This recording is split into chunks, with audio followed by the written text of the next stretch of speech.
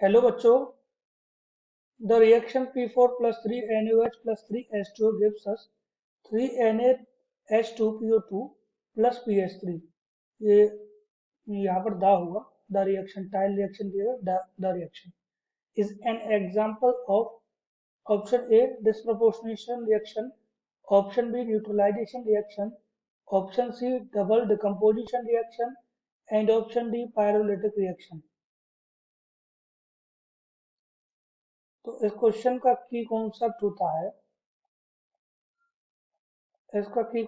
होता है डिस्प्रपोर्शनेशन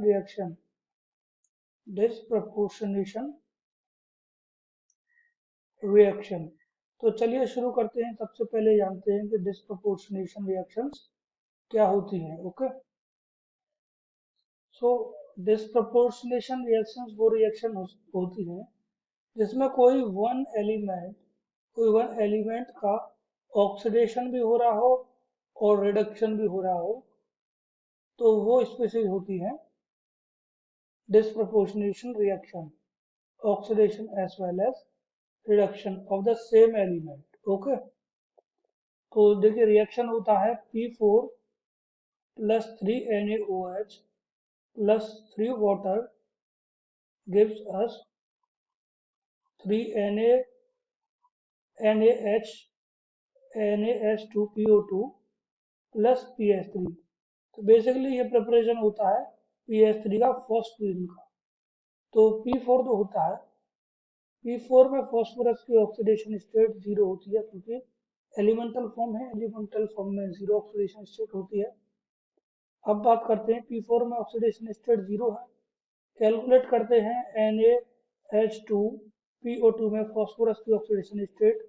तो +1 होता है सोडियम का और दो हाइड्रोजन है, हाइड्रोजन का भी +1 होता है। 2 × +1 फॉस्फोरस का निकालना है तो +x, फॉस्फोरस का x मान लिया, 2 ऑक्सीजन है, 2 × -2 = 0। इसको अगर हम सॉल्व करेंगे तो ये कितना आएगा, +1 +2 +x - 4 = 0। तो इसको जब सॉल्व करेंगे तो ये आएगा x = 4 - 2 - 1 = +1। तो फॉस्फोरस का ऑक्सीडेशन स्टेट यहाँ पर +1 है, P4 में 0 है। अब कैलकुलेट करते हैं PH3 में।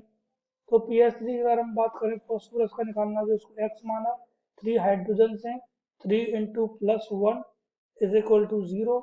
और यहाँ पर क्या हुआ, x = -3।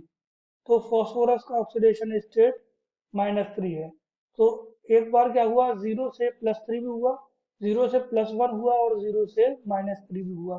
तो यहाँ पर ऑक्सीडेशन भी हुआ और रिडक्शन दोनों हुए। जब ऑक्सीडेशन एंड रिडक्शन दोनों हुआ किसी भी सिंगल एलिमेंट का, तो उसको डिस्प्रपोर्शनेशन रिएक्शन बोला जाता है। So correct answer for this question is option A.